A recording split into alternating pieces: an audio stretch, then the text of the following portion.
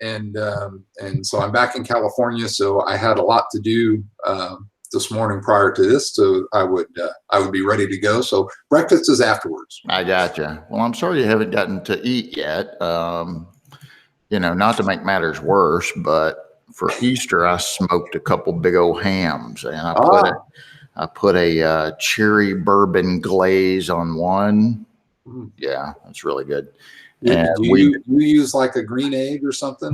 No, I just those are pretty cool, but no, I just got the good old smoker where you got to babysit it and throw the wood in every couple of minutes. And so I did 2 hams, and of course, anytime I smoke, I do a bologna, and we did some sausage.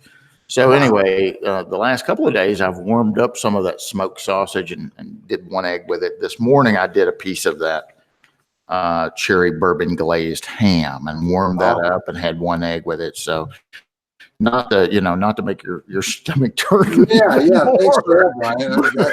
Now I'm really hungry. But that's what I had. And so Ben, as normal, has hit the live button. So we're broadcasting, and we're going to wait until actual go time, which is 10 o'clock Central Standard Time. But we do probably have 60, 70 viewers out there already. So hello, anybody already watching us. John and I are just gonna chat a little bit until it's time to go. And I'm pulling up my digital copy of USPAP so that I have that ready. All right. You never know. Always have it ready, Brian. And I got my hard copy right here too. So I'm impressed. I have both. So you didn't have breakfast. I know that when I saw you out in Salt Lake, you showed me a pretty interesting picture, and it was a car you redid. Tell me again what kind of car that was. That car is a 1957 Chevrolet wagon, not a Nomad, but a wagon. They're very similar. There's some slight differences, but yeah, I'm a bit of a car guy. I've had a couple of 67 Camaros. I've had a 69 El Camino, a couple other cars, but this one's the current one, and I've basically built it from front to back, top to bottom, over about 1.5 years now. So it's almost, other than the original steel and interior, the rest of the car is brand new.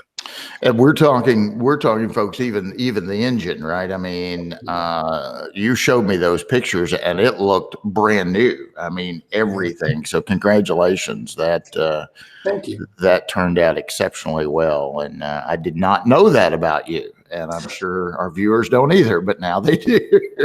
Well, I find it rewarding to be able to take something that was probably headed for a scrap heap and in the not too distant future, and give it a little more life. And now that car is older than me, and that's saying something. But it now should have a lot of years ahead of it. Hopefully, I'll have it for at least the majority of those years. Yeah, that's very cool. That's very cool. So I saw you out in Salt Lake City, and you are a busy guy. Not only your day-to-day duties, but you're the face. Is that fair? You're the face of the foundation, maybe? I don't know if I'd say I'm the face. I may be a face. I do. Okay. I do represent the foundation at a lot of events, conferences, places that we're requested to speak. I am an appraiser, so I have a lot of firsthand experiences and knowledge that sometimes people are looking for in talking about how things like USPAP and qualifications apply. So I enjoy it very much. When I first started speaking, and this was back before I even joined the foundation, but it was a little apprehensive. A lot of people get a little nervous in front of groups and things like that. Yeah. And not saying that I'm necessarily good at it, but I've become very comfortable. That's interesting. And as a little kid, I was quite shy, believe it or not. And now, I'm like you. It's just what I do, and to me, it's no big deal. But it's amazing. So my brother is an actor, and just local stuff and local theater. He's been in a few movies and TV commercials and that good stuff. But he even says, I've got to have a script. I've got to know what I'm saying. To just get up there and off the cuff talk, he said, I find that challenging. And he said, Bryan, what was really interesting is there was a survey done many years ago, and it was talking about what people fear. What's one of your greatest fears? And people, of course, would say, I'm afraid of spiders and snakes, and I'm afraid of dying, right? Mm-hmm. But believe it or not, the fear of public speaking was number one. So if we really think about this and analyze it, that means there's a big population of folks that are more afraid of speaking in public than they are of dying. So they probably think if they did speak in public, they would die. Yeah, exactly. It's we're sponsoring a play this evening. In fact, The Miracle Worker is kicking off here in my little town, and it's a local theater group, and so we sponsor them with a good friend of mine. She's a financial advisor over at Edward Jones. And so we kind of tag team. I'm not a big guy and have deep pockets, so I need a helper, right? So we co-sponsor the event. And Justin and Rebecca at my office was giving me a hard time yesterday, and I said I may have to fire a couple people in the morning. And they're, of course, like, yeah, go ahead. You wouldn't be able to turn your computer on without us, which is mostly true.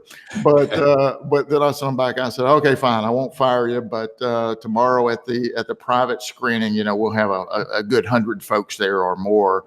I said, I'm going to introduce you and let the folks know you're going to be giving a presentation or a speech. And they're like, don't you dare. So, it is kind of interesting. So if somebody wants to see you live, where are your travels taking you, over the next several months? Where are you going to be speaking? Well, I have coming up next week, actually, in Denver on May 3rd, next Friday. We have an AQB meeting, and we also live stream those meetings. And this meeting is in conjunction with the ARO Conference, Association of Appraisal Regulatory Officials. We at that meeting, and what we do now with all of our public meetings, our AQB or ASB meetings, we live stream them so that people don't have to get on a plane or drive their car for hours to come be able to interact with the boards. People will be able to sit at their computers, at their desktops, on their phones, whatever they like, and be able to watch the meeting and watch the proceedings. This next week is interesting because we're doing something that is kind of special. We're doing a demonstration on part of the AQB's concept for practical applications of real estate appraisal, which we may talk about during our session here. Right. But I will actually be donning virtual reality headset and be on stage going through showing how somebody might be taught to measure a house, for example, and then show all the types of variations you can do with that. So very cool.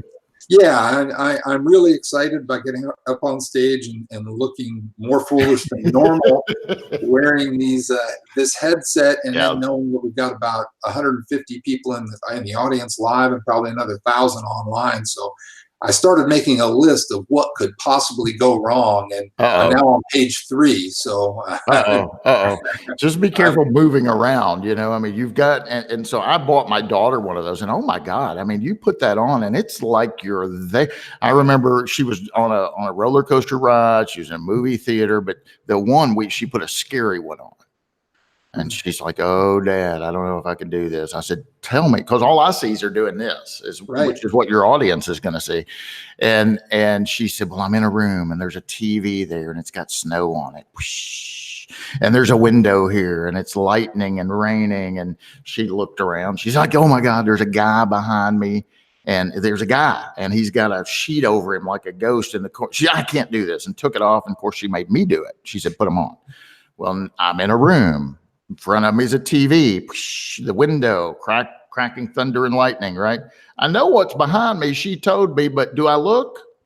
Yeah, I got to look. So I turn around and, oh my gosh, there's a guy back there. He's a guy. He's got a sheet on.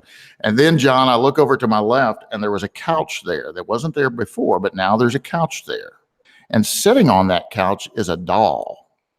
I'm like, oh God, Brooklyn, there's a baby doll. I look back and the doll turns her head and is looking at me. Ooh. And I'm looking at her. And I'm like, oh my God. And I turn away and I look back and she's gone. And I look here and boom, she's right here in my face. And I ripped those things off and I said, oh my God, you're going to give me a heart attack. But the point of telling you and our viewers that it was so real. I mean, it was like I was in that room. I could not agree with you more, Brian. I mean, I don't have the scary experience, but I mean, you sit there and you say, look, I know where I am. I'm standing or I'm sitting here in my house or my office, right, and I'm putting these things on, and I know that. And it takes about 2 seconds after putting those goggles on to believe you're in the virtual reality. You're not in the room. You totally lose track of reality. And so I'm going to be, we've got bets going on as to how long it will take for me to fall off the stage. You might need some handlers up there with you, John. Yeah. Have lots of people watching out for me. Well, you're a little ahead of me, I guess, because I had actually been taught. In fact, I had a class yesterday and I was talking about it, and I mentioned you because I knew you were going to be doing this. And I said, I've been talking about this for some time, but I've never figured out how to proceed with it. But I said, wouldn't it be cool if we had a class and say, okay, this week we're having a class, and by the end of the week, you're going to appraise a single family home. We're going to, on day 1, we'll talk about theory and things we'll do. And day 2, I've got a bus coming up. We're going to load up and drive over to Thoroughbred Acres. We're going to look at a Gulf Stream. We're going to walk through it, observe. We're going to measure it. We're going to photograph it. Then we're going to come back and we're going to, look for sales, do highs and best use. By Friday, you'll all submit an appraisal report on that property. Wouldn't that be cool? And I said, it's not practical for us to get a bus and take you over there, but with the virtual reality, if we passed out a bunch of goggles, that student could go on a field trip without ever leaving their seat. So I think you're on to something there. We've been talking about that for a long time. And I don't know if that, it's even available where we could do that online or not, but the technology out there is just amazing. John, it's 10 o'clock. It's time to get started, my friend. Good morning, appraisers. This is Bryan Reynolds with Appraiser eLearning. You're watching the Appraisal Report webinar brought to you once a month, free of charge. It's a great savings for you. It is typically the 4th Thursday of every month. We may massage those dates for Christmas or Thanksgiving, but other than that, it's the 4th Thursday of every month at 10 o'clock Central Standard Time. If you're watching me right now, you're watching a live stream via YouTube. So go ahead and click the subscribe button. It'll put you in the know. And then occasionally we'll have a special edition webinar that might be outside of the regular scheduled monthly free webinars. So you want to go ahead and hit that subscribe button now so that you're in the know. These sessions are all recorded, so if you can't watch this in its entirety, you can get on pretty much after the broadcast and pick up a recorded stream of what we've done today. I'm tickled to death that we have a very special guest today. He's very gracious to be here with us, and we're excited about it. Mr. John Brenan, he is with the Appraisal Foundation. He's Vice President of Appraisal Issues. He's a real smart guy, real sharp guy. He knows this stuff inside and out. During the broadcast, if you have questions, here's your chance. You just type those in the little chat box. They'll come up. Ben will field those to me, and then I'll ask those to John. Please be professional. If you have something, that we have conflicting views on, that's okay. We actually welcome that. So without further ado, Mr. John Brenan, thank you so much for being here today, my friend. Brian, thank you very much. It's my pleasure to be here. I'm looking forward to today's session. Yeah, great. We've got a lot to talk about, and that's outside whether or not we get any questions, which I just have an inkling that maybe we'll get one or two, right? So before we get started with some of the points I want to talk about, and the very cool thing about this, John, is these conversations can go anywhere. So we don't, I'll just let my viewers know, we don't have a script. We didn't rehearse. We didn't submit, loaded questions so that we could prepare an answer for a week or two. There's a couple of questions that came in that we may get to, but if you ask a question live right now, we're going to try and answer that. If I don't know the answer, I'm going to say I don't know. I'm sure if John doesn't know, he's going to say he doesn't know, but we'll figure out the answer for you. So that's what makes these webinars a little unique. It gives you an opportunity to interact with us directly, and it's unrehearsed and not scripted. So I kind of like that format. I hope you do as well. So John, I'm going to just start asking you a couple of questions. And I want to go kind of back in time a little bit. And I want the appraisers that are watching to just kind of hang tight with me here, because I want to let everyone know that we have a wide audience. I mean, it's not just appraisers, right? We have real estate agents that watch these broadcasts. We have mortgage bankers, mortgage underwriters. We have regulatory board members. I had a couple of board members reach out to me. We've got investigators. We've got lenders. We've got AMCs. We've got a wide variety. So we have many appraisers, but we also have users of appraisal services. I had an attorney from an E&O company approach me while I was in Salt Lake, and he said he watches the webinars. So we have a very wide audience, and we're tickled to death that continues to grow. So for the benefit of those that don't know John, let's just take a step back in time. Tell our viewers when the Appraisal Foundation was formed. What was the driving force that created this entity? Is it a government agency? I know I'm asking you a bunch of questions already, but just give us a little history lesson of how the Appraisal Foundation was formed, if you don't mind. Sure, absolutely. You know, a lot of people do think that we're a government agency, and the first thing that I want to make clear is we are not. We are a private nonprofit entity. What happened is during the savings and loan crisis of the 1980s, the Congress started looking into why some of these banks were failing and what some of the problems were. And rightly or wrongly, they saw that there were some problems with appraisals that led to bad loans and that led to these savings and loan failures. So they started looking into how they could correct this, what could be done, and they found that with the exception of just a couple of states, appraisers weren't regulated in any way back then. So the profession, seeing, for lack of a better term, seeing the writing on the wall that Congress was looking at this and there were questions about appraisals, the profession came together with a group of 8 appraisal organizations and formed the Appraisal Foundation in 1987.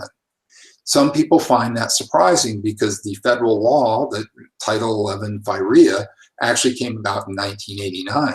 Yes, the foundation was created before there was ever federal law that mandated it. Yeah, so I'm going to jump in there real quick, John, because I'll forget if I don't ask you. Sure. So what I think was really cool was this it was a consequence of the appraisal community, and you correct me if I'm wrong, but the appraisal community said, hey guys, something's going to happen. I mean, the savings and loan crisis is real. This is happening. We've got some problems going on here. And you know what I bet's going to happen? I bet big government's going to come in here and start regulating us. And do we really want big government coming in and regulating us? Maybe we should all get together and collaborate and create a foundation that will establish standards for us. Now, am I missing something there, or is that what happened? You are 100% correct, and I will say this: as a longtime appraiser, well over 35 years, I'm getting scared. This gets starting to get close to 40 years. But you know, we've had our share of being blamed for things. Some may be appropriate, some may not. But you're exactly right. That's what the profession did. It said, let's do something to where when they come and look at us, if they come and look at us, we can say, we're working on this. We have done this. And so it was 1987. It was formed. USPAP was developed as actually the standards that were put together by these organizations. And the first thing that Congress did when they started looking at this law was they said, you know what? That is the group that we think should set the standards and qualifications. So that is what happened. A private group, nonprofit, that was given this congressional authorization. And then, so you've got those two entities now. You've got federal government, and of course they created the appraisal subcommittee, which is the federal agency that oversees the state operations.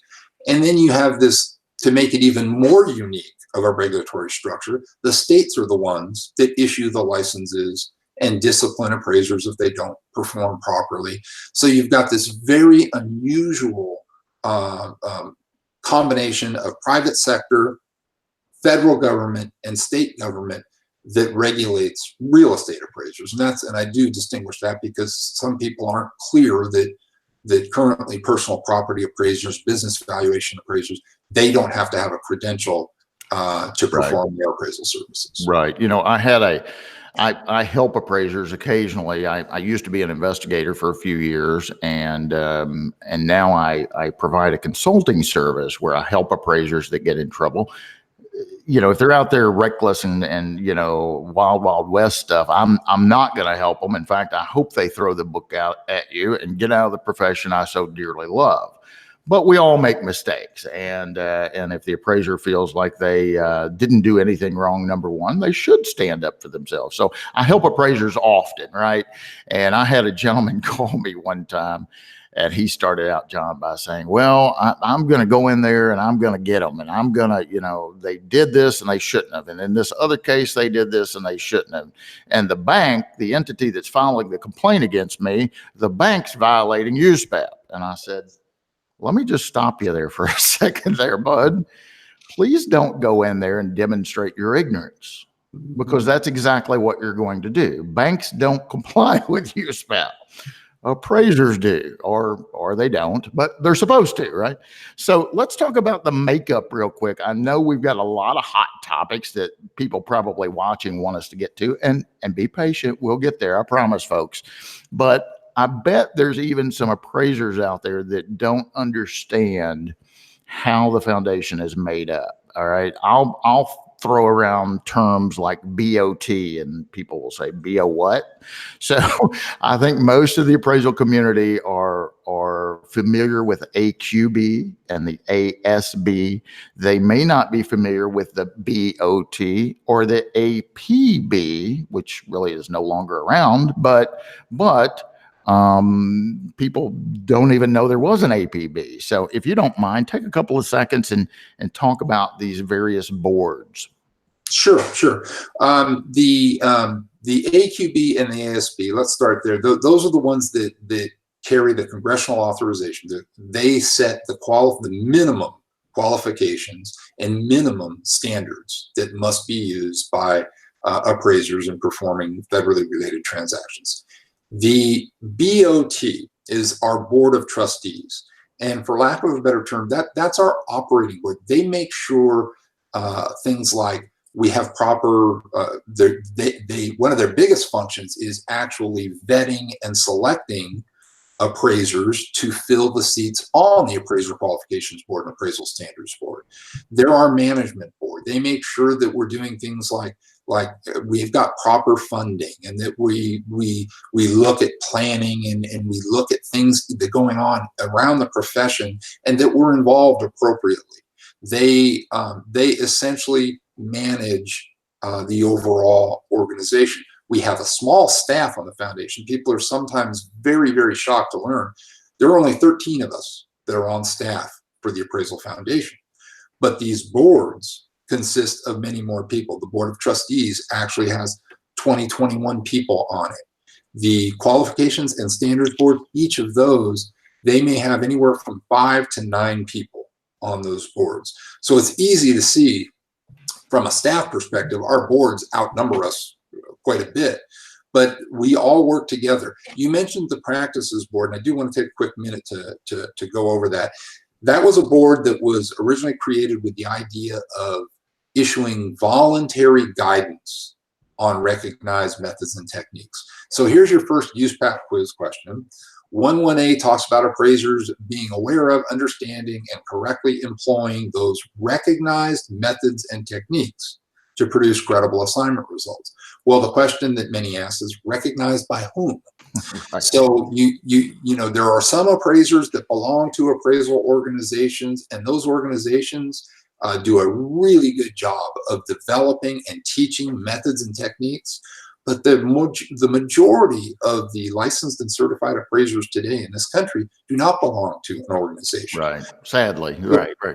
Right. And we do see some increases in state coalitions and things like that. We think that's great. But the question is, where are these guys getting their information? You know, Right. we talk about somebody in the basement writing up an appraisal on a laptop with a bare light bulb over their head.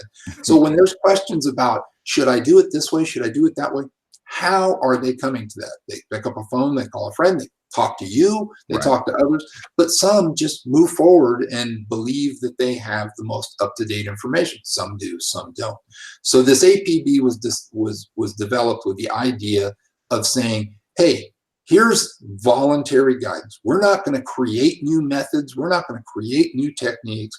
We're simply going to identify the things that are out there, and for lack of a better word, put it in a compendium where an appraiser can say, I really don't know how to address this particular issue, and oh, I can go look at a free valuation advisory developed by the Practices Board that will help me understand those. So the reason I mentioned that for a minute is because even though the Practices Board is no longer in effect, and the reason for that was it was taking a long time to develop the guidance, and sometimes by the time it took to get it completed, the issue may not be as hot as it was when they started.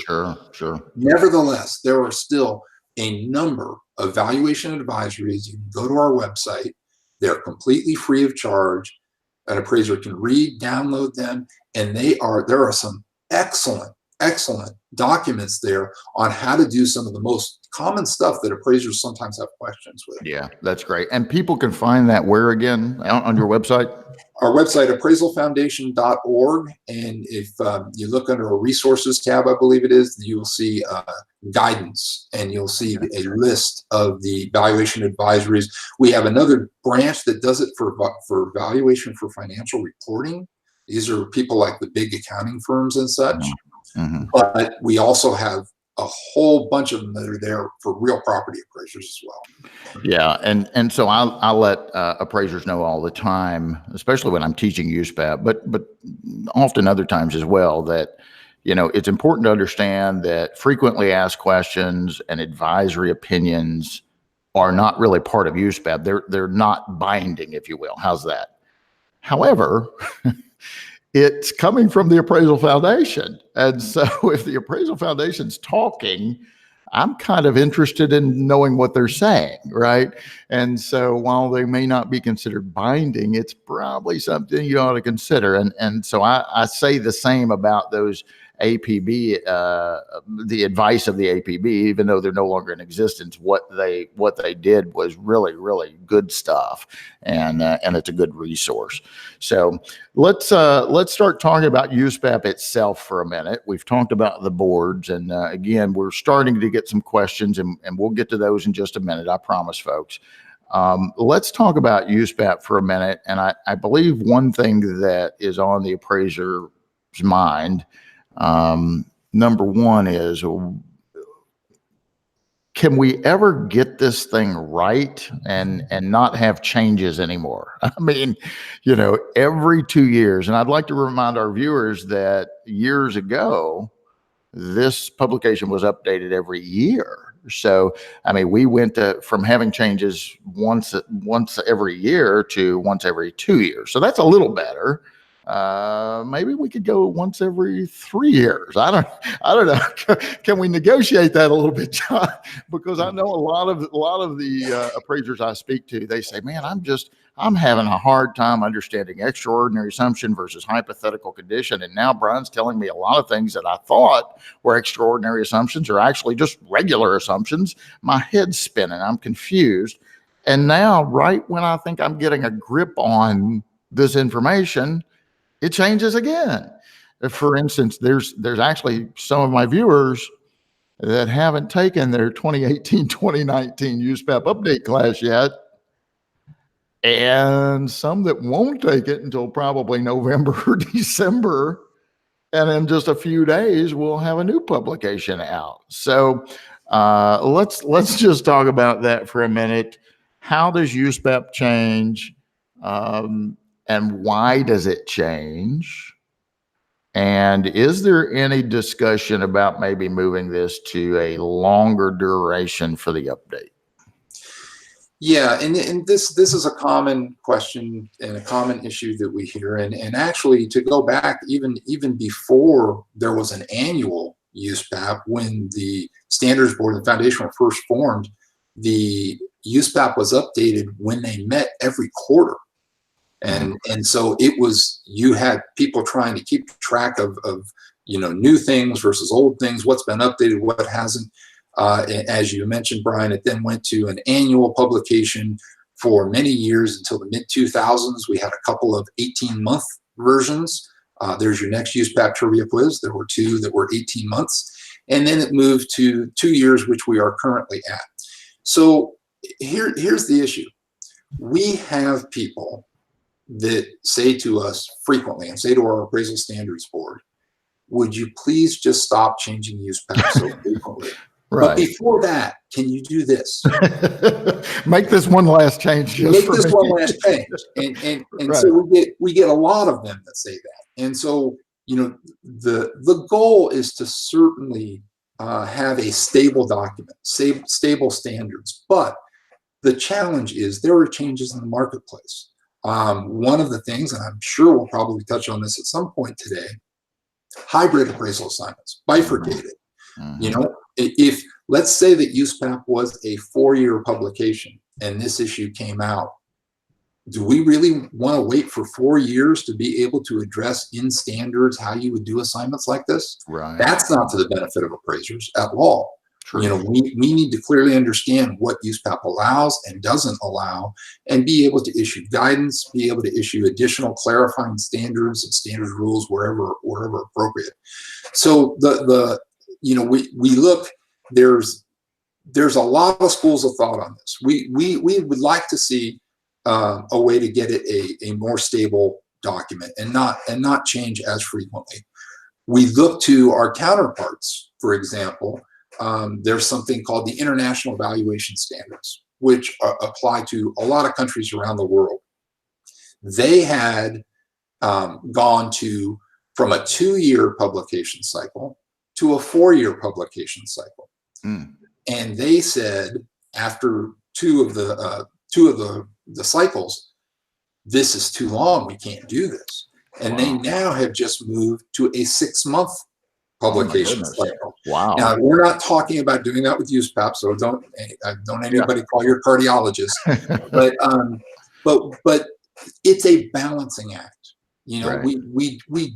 The Standards Board does not make changes to USPAP because it's the whim of the day. They don't sit down and say, all right, we just finished USPAP. What else can we change and tinker with now?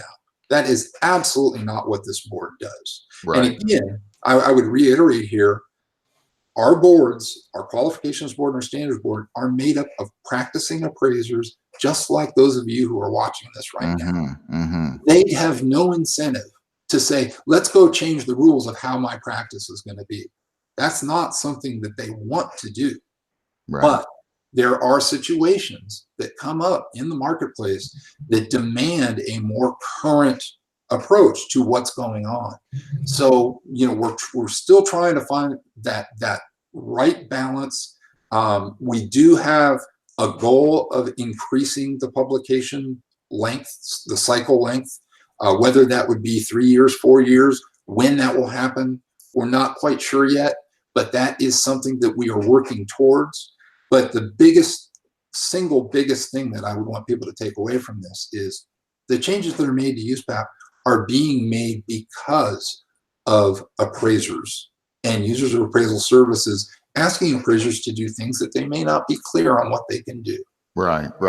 We're going to get into how does it change in the process for that. I've had people say, well, USPAP is kind of like a living document, if you will. And I've actually had, a couple of colleagues say, well, I sure wish it'd die. So I don't think it's going to die anytime soon, right? And we need some sort of standard. It's something that you can sink your teeth in. I reference the ANSI standard a lot. And in Kentucky, we have to adhere to that when we measure houses. And USPAP talks about that. There's a frequently asked question on it. And while USPAP says, no, you don't have to do that, although in Kentucky we would, they take about this much space to say no.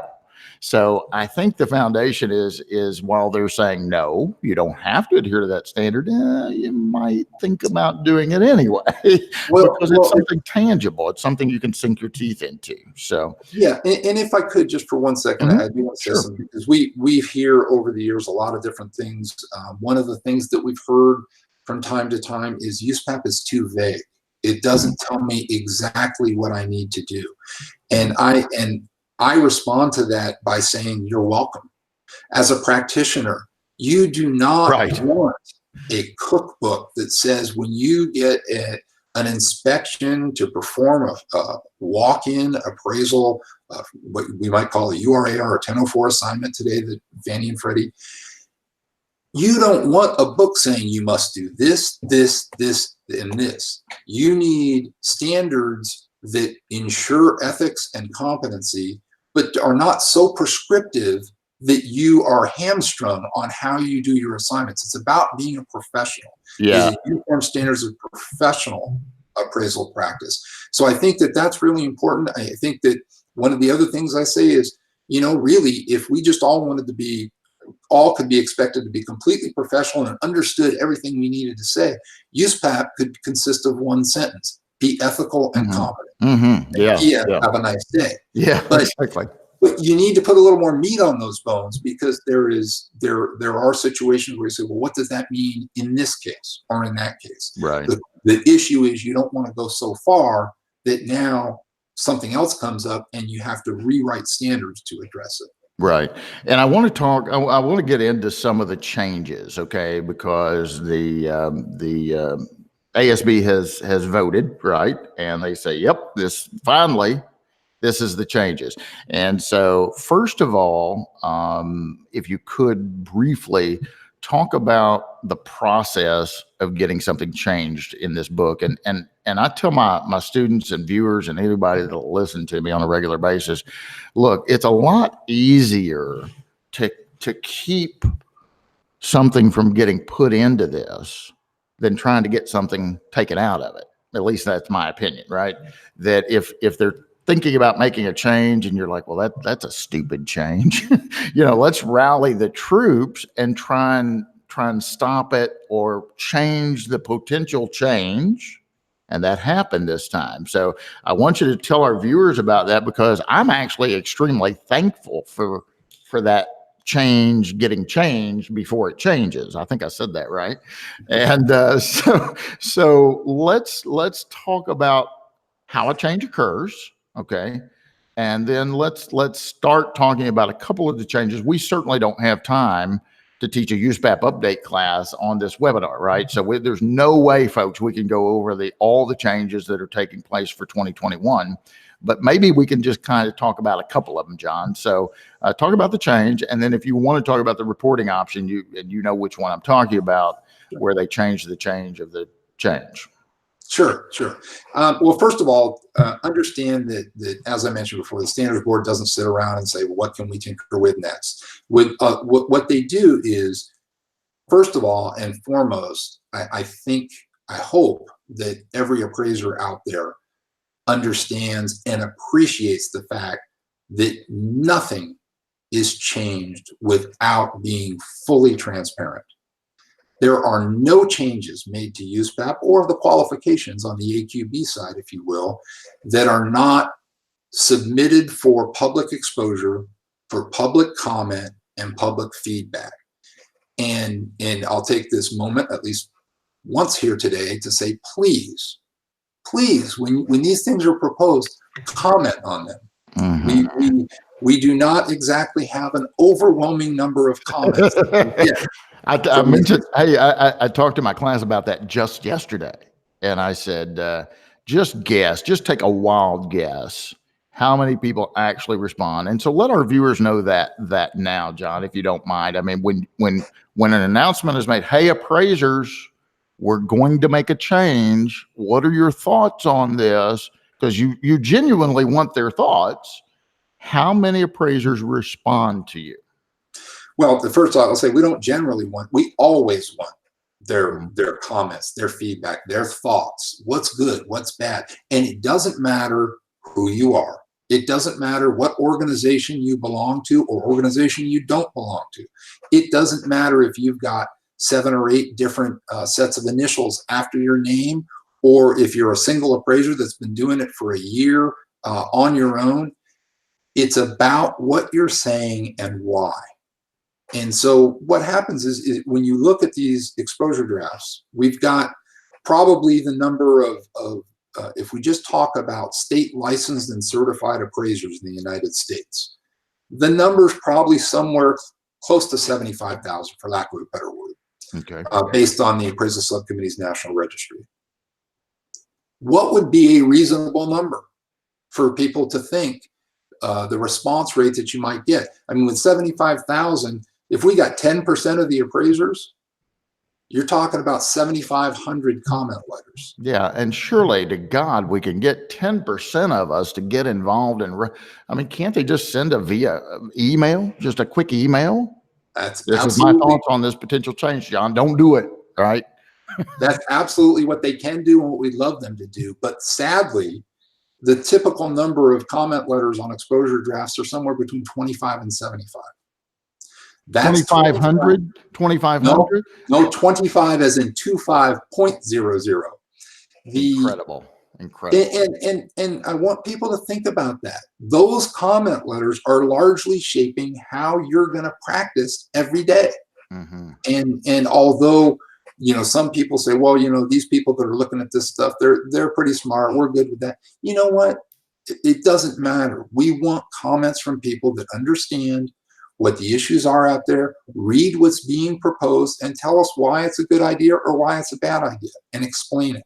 You know, sometimes a lot of these comments that we do get kind of don't really hit the target either. I mean, listen, I've been an appraiser for a long time. I understand some of the frustrations that are out there in the appraiser market today. I understand, particularly in residential mortgage lending appraisal, there's a lot of change, there's a lot of frustration. So sometimes we get comment letters that say, we're talking about proposing a change to USPAP, and it says, you've got to do something about the AMCs. Mm-hmm. Well, we can't do anything about the AMCs. We have no authority over the AMCs. Right. And we're not an advocacy group. We're authorized to set standards and qualifications. Our mission is to protect public trust in the appraisal profession. So we do everything that we can to support appraisers. But there are some things that, you know, if it's not the AMCs, it's fees. Well, we can't do anything about fees either. But there are things we can do, and we really want to hear from appraisers as to how we can help with those things. Right. So going back to the change that was made that you were referring to, because I don't want to leave that off the discussion here. One of the things, probably the big ticket item that the standards board was looking at for the next edition of USPAP was considering changing the current 2 report options, appraisal report and restricted appraisal report, eliminating those as options and just having a single set of minimum reporting requirements that would apply to all assignments. You could always do more, but you couldn't do less. Mm-hmm. There was a great amount of positive feedback for this concept.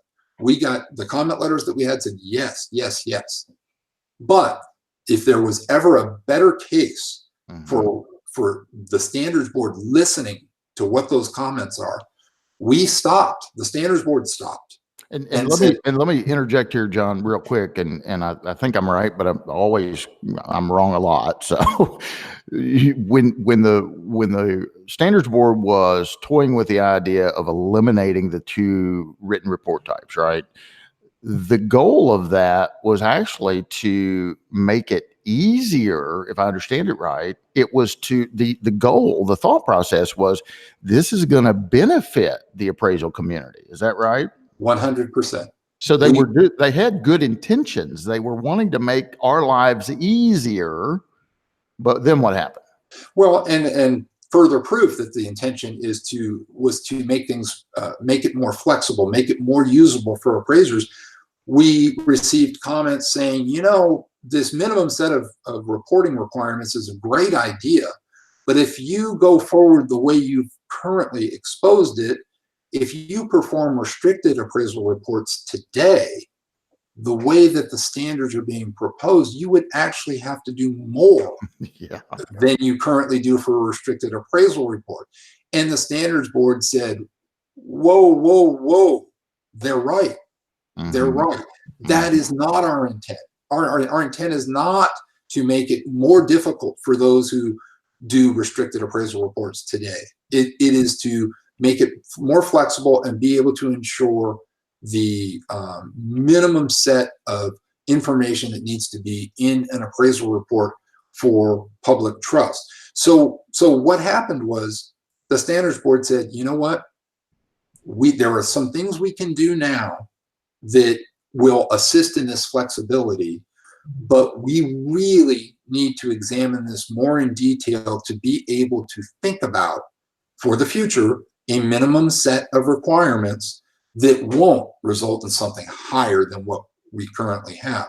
So what the standards board did, that for those who perform restricted appraisal reports, it's a great change, in my opinion.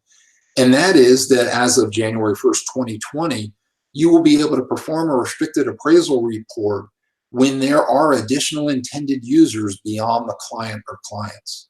Currently, as most of you know that perform these assignments, that because of the limited results-only type format of a restricted appraisal report, USPAP requires the report can only be provided to the client or multiple clients if there are multiple clients that engage the appraiser, but to no other intended users. January 1st, 2020, appraisers will be able to perform those reports for additional intended users. They need to make sure that those additional intended users have a same or similar level of understanding as the clients would, and they will have to specifically name those intended users, not by type, but by name, so that they can assure that they have that similar level of understanding. I think this is a great change. I think for those who perform restricted appraisal reports, it's a great change. For those who don't, I think it's a great opportunity to look at incorporating them in your practice. And if you haven't seen it on our website, we have a webinar talking about incorporating restricted appraisal reports into your practice. It's free. You can check it out. And I'd strongly encourage you to do so, particularly with these pending changes. Listen, I'd like to remind our viewers that with extraordinary assumptions, hypothetical conditions, and scope of work, you as a practicing appraiser can do almost anything. Now, I didn't say you could do anything.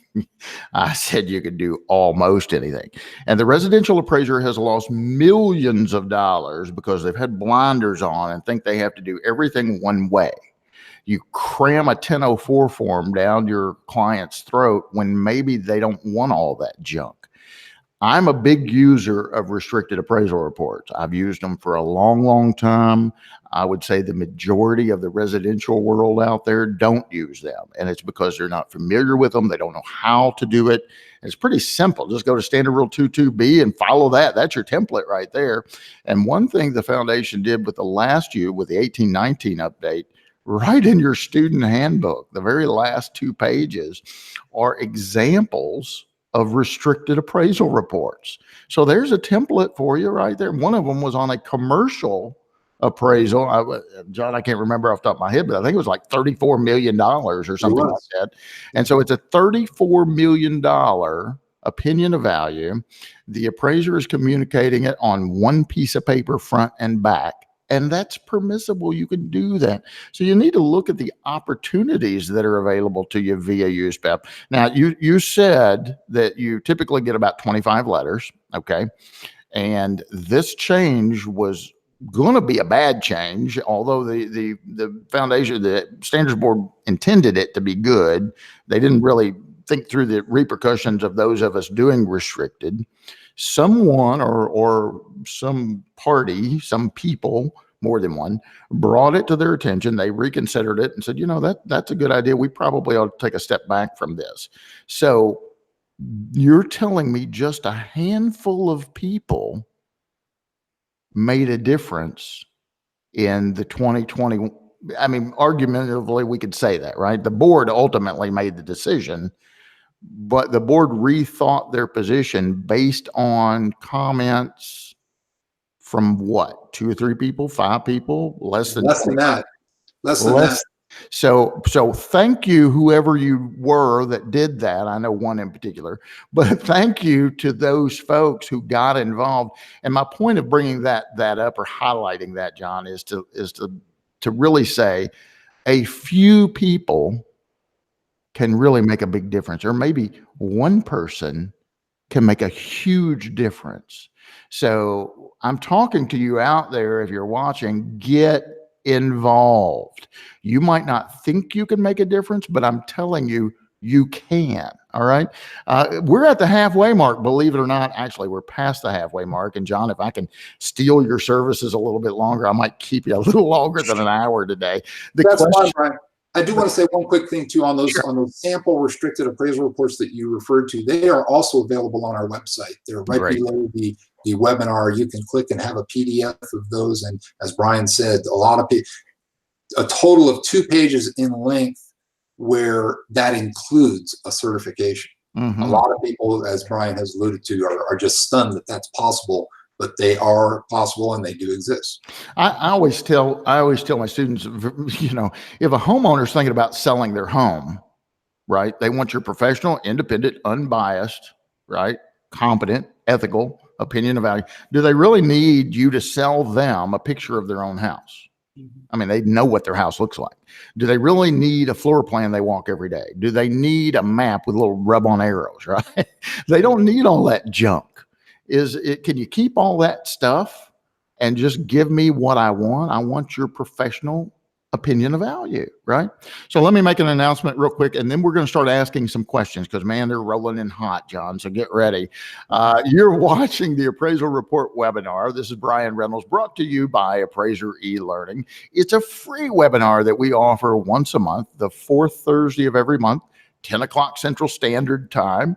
These sessions are being recorded. So if you can't watch all of us today, you can go back and check our YouTube channel and watch the recorded version pretty soon thereafter this live broadcast. We have a whole year's worth that you can go back and watch. We've had some great guests over this past year. We thank you for watching.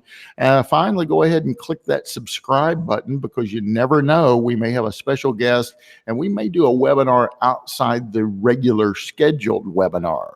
We have exciting guests coming up next month. I've got an appraiser that had a complaint filed against him. He defended himself successfully, and then he sued the complainant.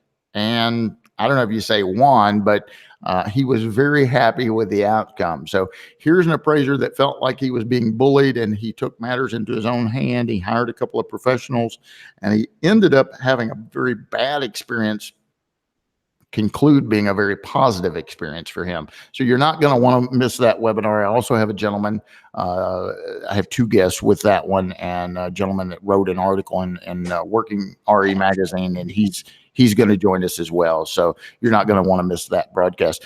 Finally, if you'd like to be in the hot seat, or you know someone that you think would be an excellent guest on one of these webinars, reach out to me personally or reach out to a member of the team over at Appraiser eLearning, and we'll invite that person in the hot seat. Again, I've got John Brenan on today. I'm so excited he's here. And John, how about a few questions? Are you ready? Sounds good. All right. So we've got some questions coming in. I'm going to ask a few of these. It also looks like maybe we have some folks just making statements, but let's get through some of these. So I have Martin ask a question. He said, after all the coursework credits are achieved, how does a typical solo practitioner certified residential appraiser gain 50% experience commercial to set for the CG exam? And man, what a great question from Martin. You know, you've got a certified residential appraiser out there. He meets all the check boxes, whether he has well, he'd have to have a degree for CG. So he's got a degree. He's finished all his education. He's trying to get his experience. Maybe he's having a hard time finding a mentor. How can he get this credit, John? Well, that is a good question, and Martin, it's a little bit of a variation of the more common problem we have that we hear about with trainees not being able to find, let's say, a residential supervisor. There a couple of things, and that is something that is a huge focus, by the way, of the Appraiser Qualifications Board right now, with this new practical applications of real estate appraisal concept that we can probably try to talk about more here today as well. But there's a big distinction, and that is that some people think that if you're going for a higher credential, say in the example you just gave, certified residential, certified general, that you need to have a supervisory appraiser like you do with a trainee. Now, you certainly need to have someone that is eligible to sign an appraisal, be a certified general in good standing, that you can work with, but they don't have to be, they are not, quote unquote, a supervisory appraiser. The person doing that work, that in your case already has a certified residential credential, is not a trainee in the eyes of the Appraiser Qualifications Board. So it's a little bit easier in that as someone who is already credentialed and a professional in the field, albeit residential versus non-residential, that is a little bit easier sell to some of the certified general practitioners and firms out there. When we get this question about, how do I find a supervisor, say, make yourself different, make yourself stand out. If you don't belong to an organization or an association, join, or at least go to their dinner meetings. Let these people see that you're serious, that you're a professional, that you're not just somebody cold calling saying, hey, I want this, what can you do for me? Because they do get a lot of those calls. So I'm not saying it's an easy road to hoe to get that non-residential experience, but I think that someone with a certified residential credential has a big leg up to say, look, this is the kind of work I've been doing. I'm ethical, I'm competent, I'm professional. I just want to work on non-residential stuff and pursue my certified general. And that actually may be better received than most people think. The other part of that too is this PAREA, practical applications of real estate appraisal. Although it is exclusively being talked about in a residential sense now, if it does come to fruition and be as successful as we believe it will be, the Qualifications Board may very well look down the road at doing a non-residential component of the same thing. So there may be yet another opportunity to, in the future, to attain the necessary non-residential experience. Great. And I want to chime in there because that was a challenge for me. I mean, it took me 10 years to upgrade from certified residential, certified general, and I'm a little slow at everything. But one thing that I had considered, and one thing I tell my students when I'm asked this a lot, Martin, maybe you have to take a short-term sacrifice for the long-term goal. So, people don't like hearing what I'm about to say, but the question is, how bad do you want to upgrade? So maybe you go outside your market area. Maybe, if you're having trouble finding a CG there in your market, well, I'm training my competition. We hear that all the time. So maybe you go outside your market area and you drive an hour away or something and say, hey, look, I want to, I'm eager to learn. I want to advance to the highest level. If you will allow me that opportunity, what I'm willing to do for you is to provide you free labor 2 days a week. So I'll come up here and work on Monday and Wednesday or Monday and Tuesday for free for you. Now that's a sacrifice, Martin. I get it, but I'm looking at the long-term goal, right? You've got a plan. You got a master plan you're trying to achieve. I'm willing to come work for you for free 2 days a week if I just have the ability to learn, right? And heck, I'll sign a non-compete. I don't want to do commercial work here in your area. I want to take it back home and do it. you probably will find a taker if you're offering that extreme.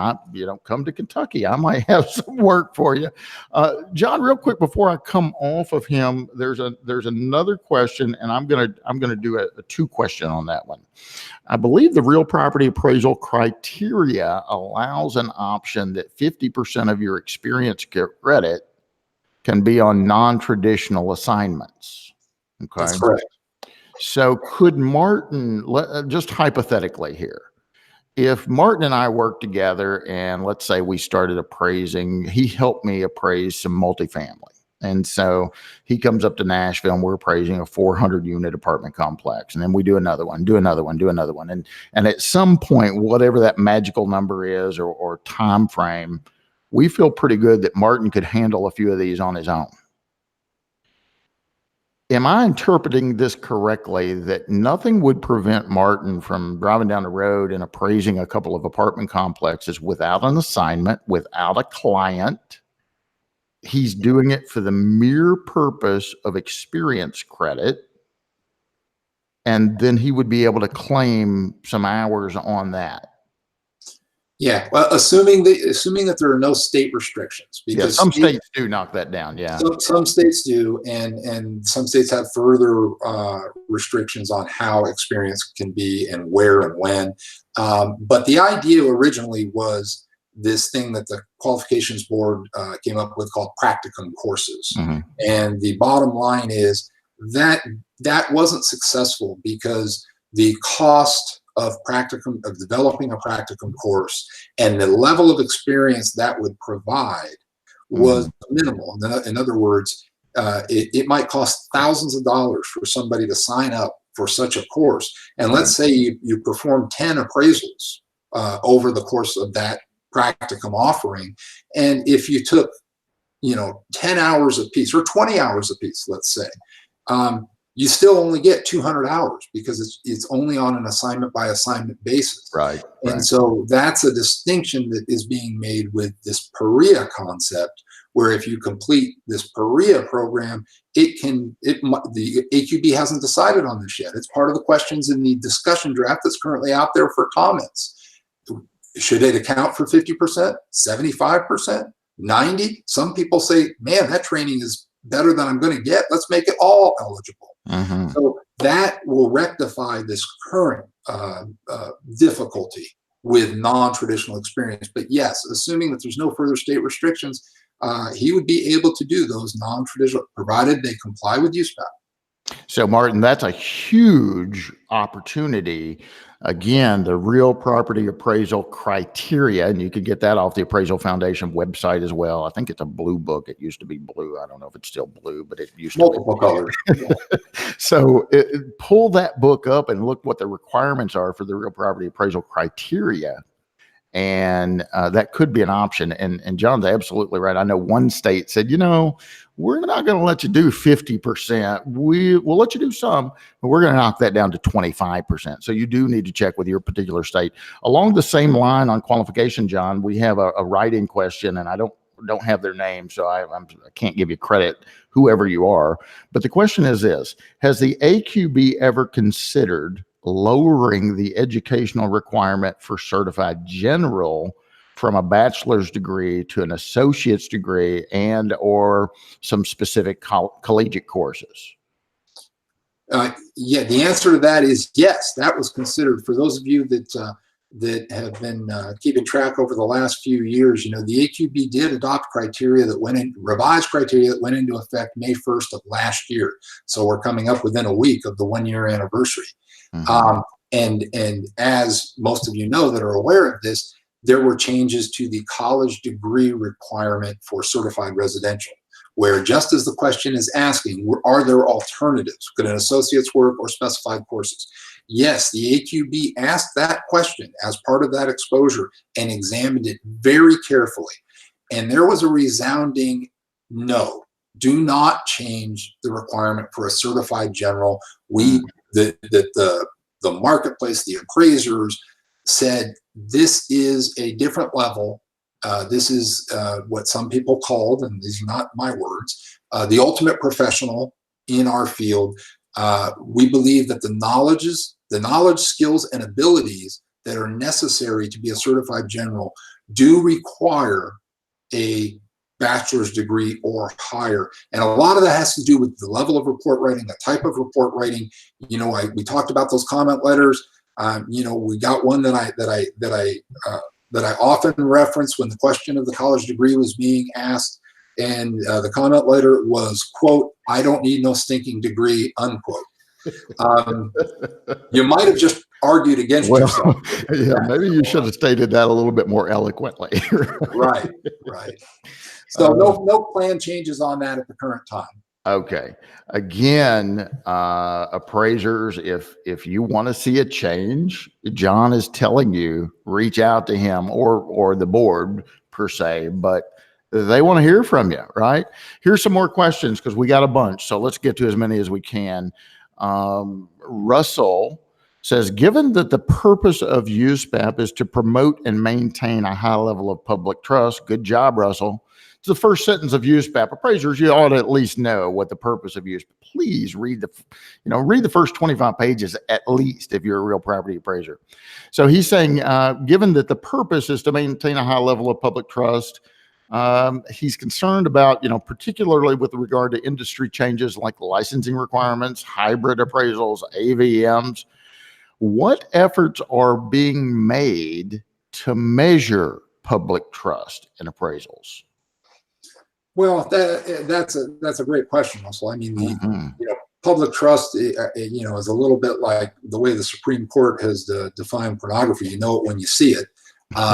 It is, and I don't mean to make light of it, but it is a little bit of a squishy thing.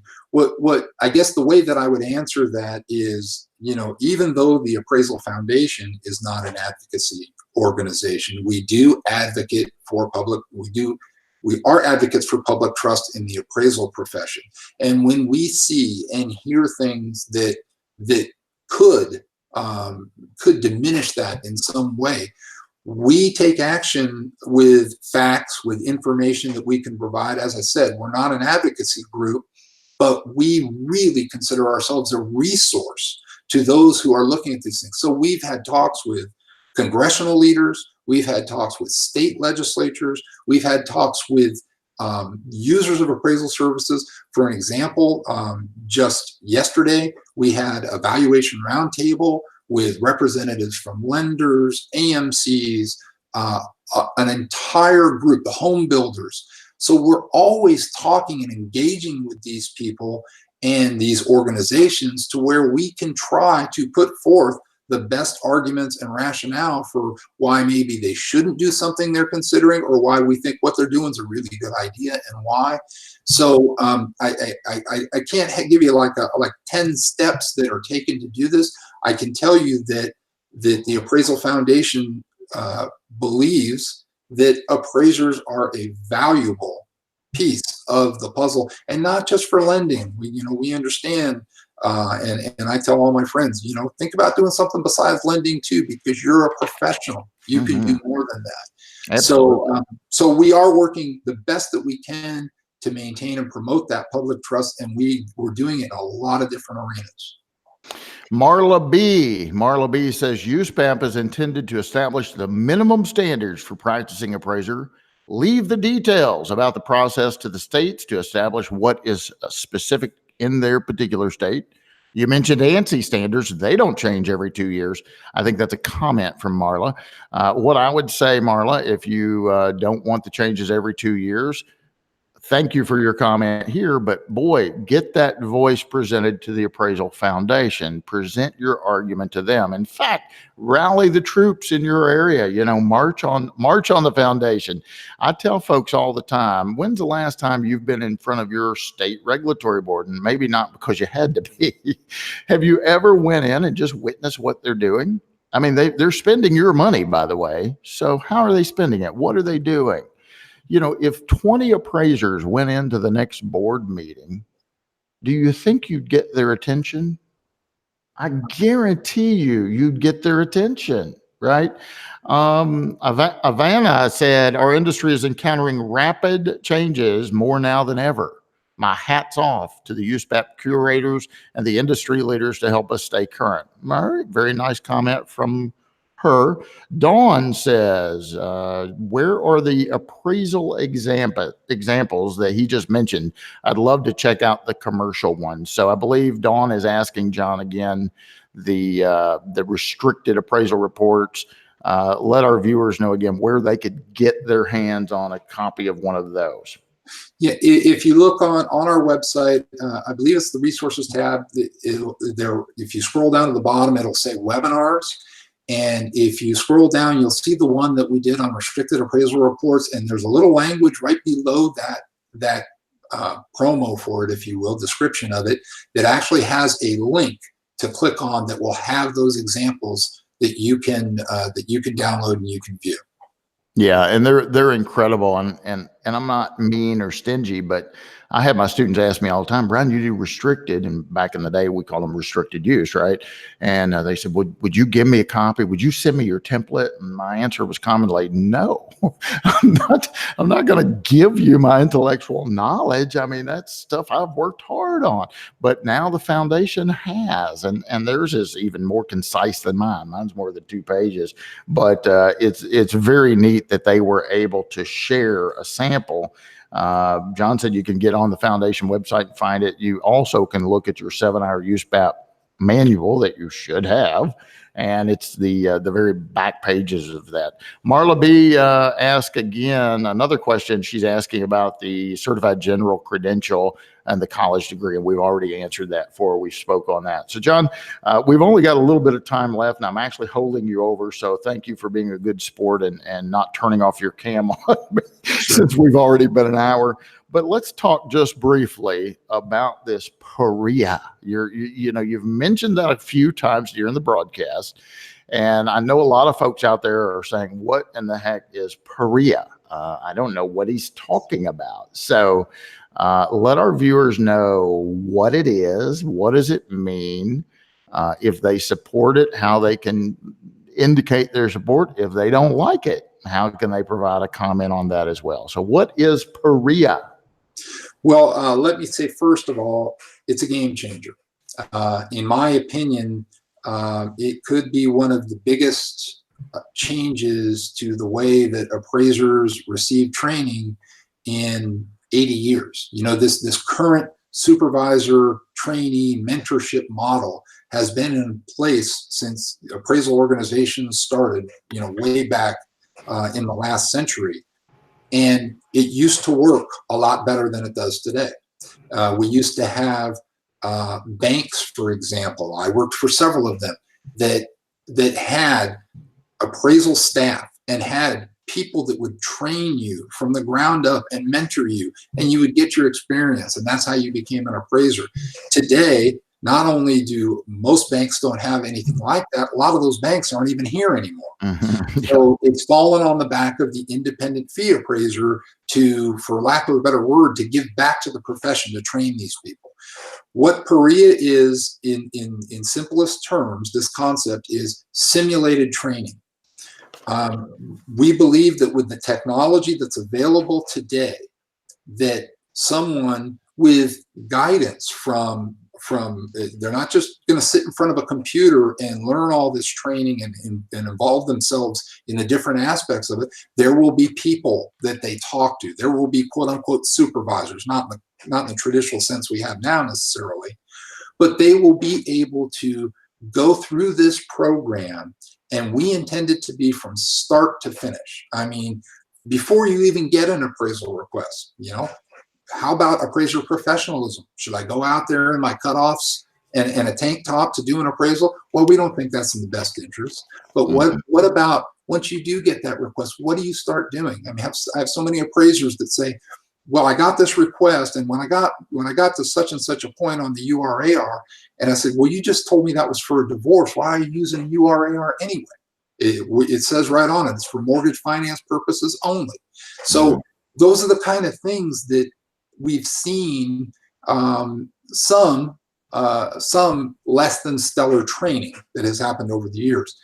The beauty of this PAREA is that it's what we call randomizations. So imagine And we're going to show this demonstration next Friday in Denver. You can watch live stream. You'll see it. We happen to be using a virtual reality demonstration for this one. Not all of PAREA is going to be virtual reality. There are going to be things like computer-based study on looking at market conditions, selecting comps, things like that. But this virtual reality is designed to do two things. Number one, it's designed to show those people who say, you can never replace boots on the ground training.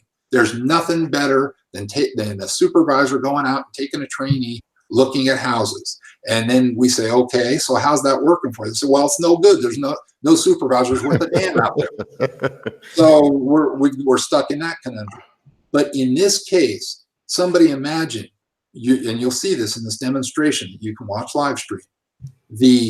We're showing somebody how you learn to just do something as rudimentary as measuring a house. Now, I know there's people that say, well, we don't even do inspections anymore with hybrids and all that. Again, we're teaching the fundamental principles here, how you apply them in your practice or whether you apply them or something different.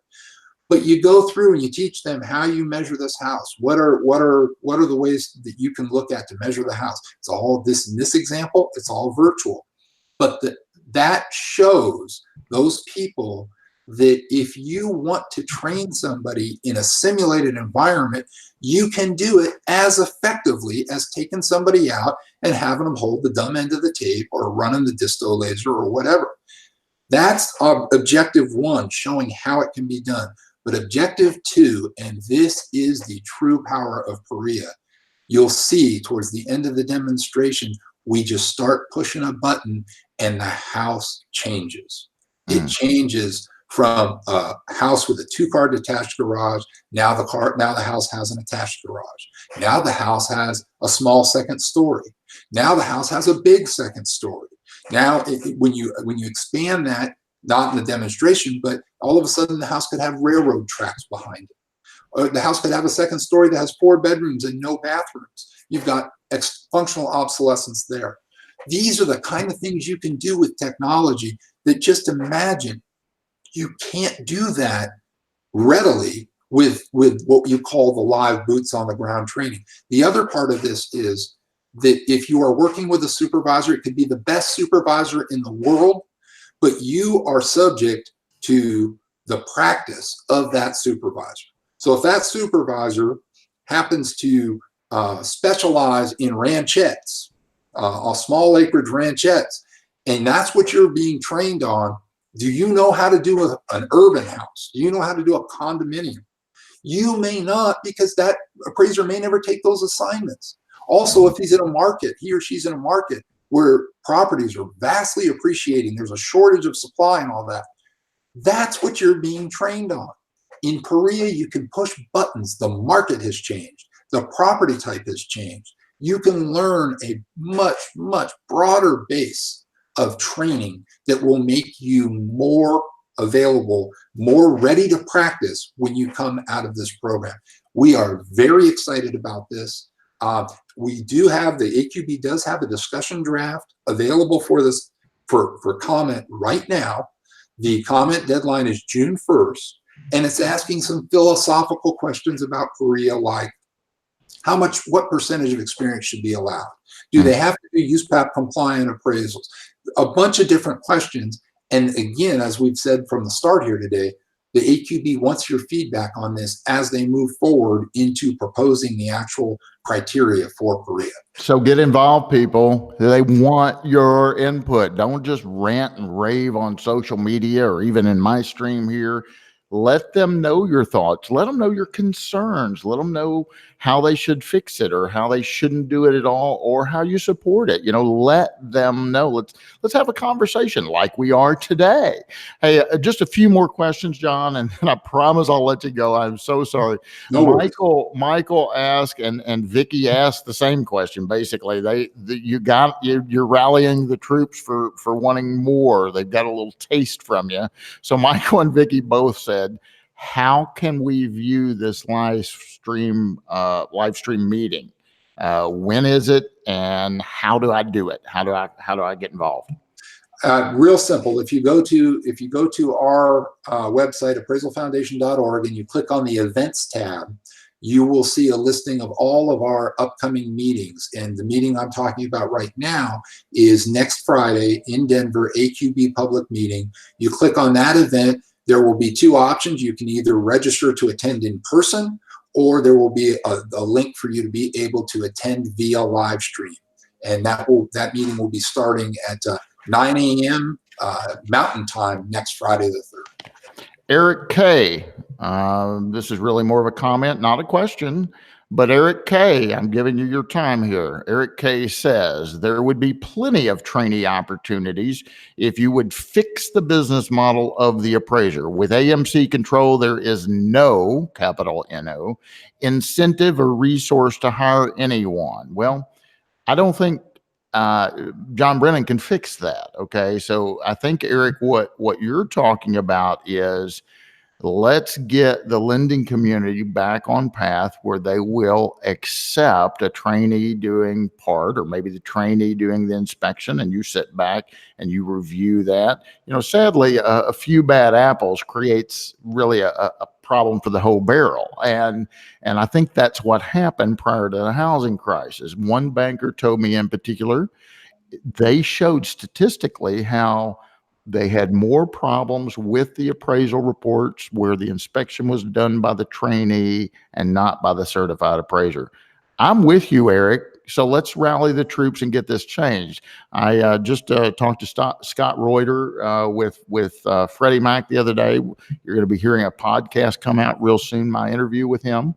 And they accept trainees. Fannie Mae accepts trainees. USPAP doesn't care. You don't even have to inspect the property, for crying out loud. Okay. So it's not a USPAP or a foundation issue. It's a lending community issue. And let's rally the troop and shake them up and see how we can affect change. But instead of just making a comment saying, pointing the finger at John, which is the wrong place, fix it, John.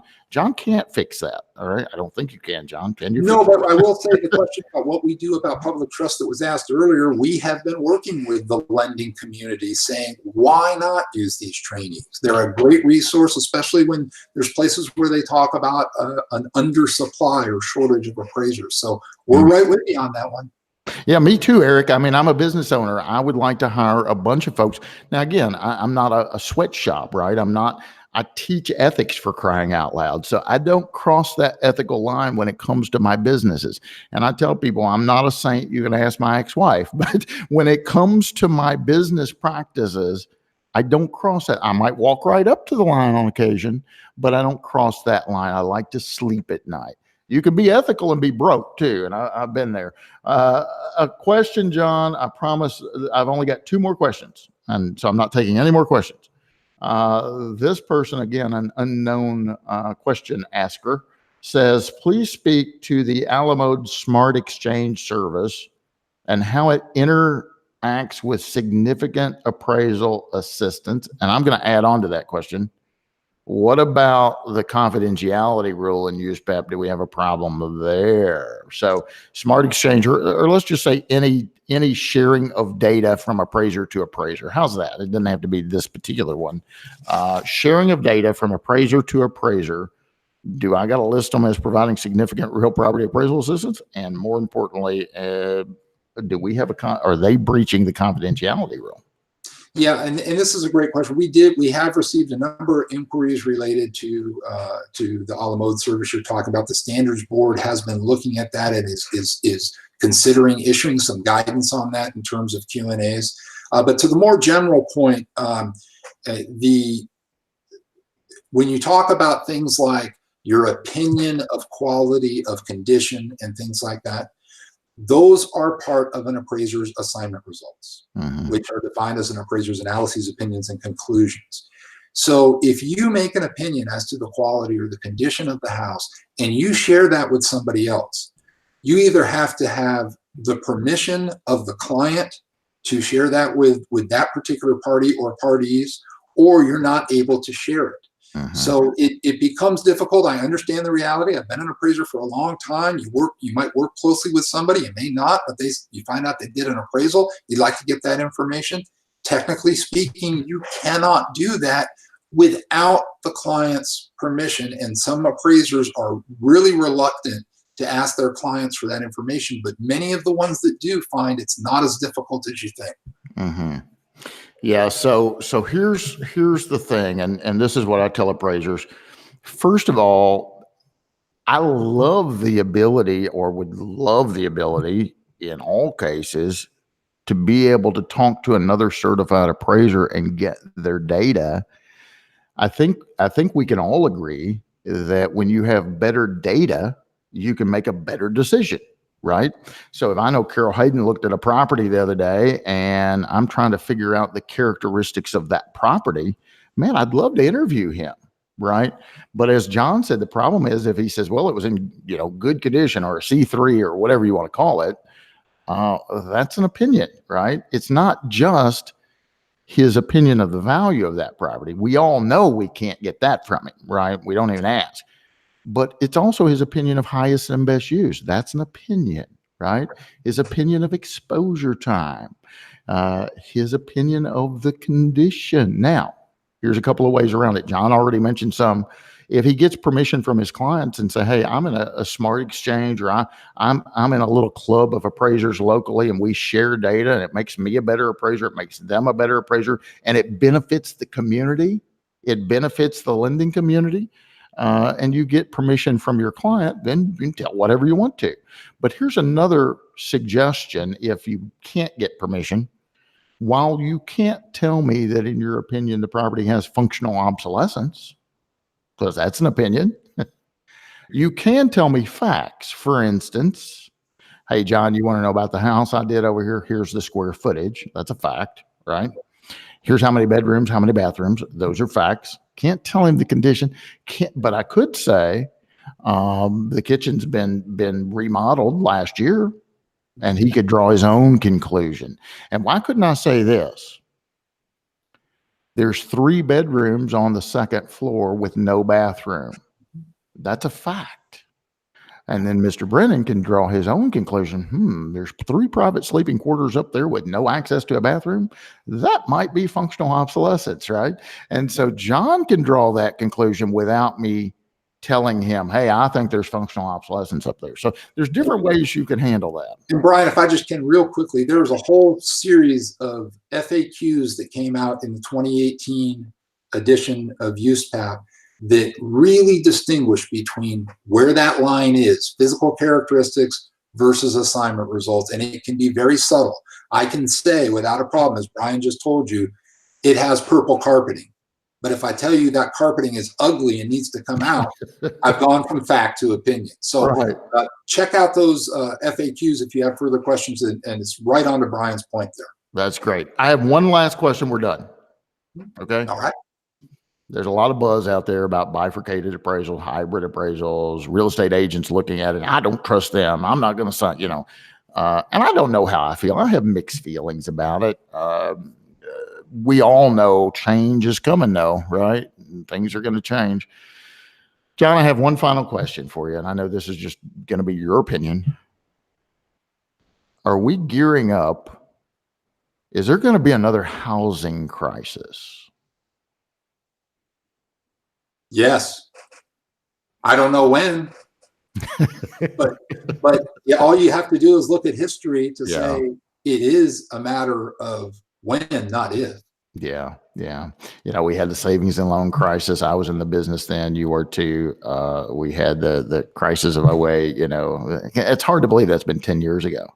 And I'm seeing stuff coming out now accepting stated income again. And I'm like, are you I can't believe we're here again. It's 125% loan to value. I tell you, it does get frustrating. And if you don't really believe I'm an appraiser, I'll just say this. It sometimes feels like we are bending over backwards to protect them from themselves. Right. And it gets a little hard after a while. It's amazing. It's amazing. John Brenan, who is the Vice President of Appraisal Issues with the Appraisal Foundation. Thank you so much for being here. I've had a good time. It's just flown by, and I know I've kept you well over an hour, so my apologies there. No worries, Brian. It's truly my pleasure to be able to do this. Great. John, if somebody wants to reach out to you directly, all right, they have something to say, or maybe they want some further clarity, or they want, a question answered, can our viewers reach out to you directly? And if so, how does that happen? Absolutely. I strongly encourage anybody that has questions, clarification, whatever they need. The easiest way, I am on the road quite a bit, so the easiest way is by email, and it's just very simply John, John, @appraisalfoundation.org. Mr. John Brenan, you've been watching the Appraisal Report webinar. I'm Bryan Reynolds with Appraiser eLearning. Thank you very much for being here. Join us again next month. Until then, be safe and happy appraising, guys.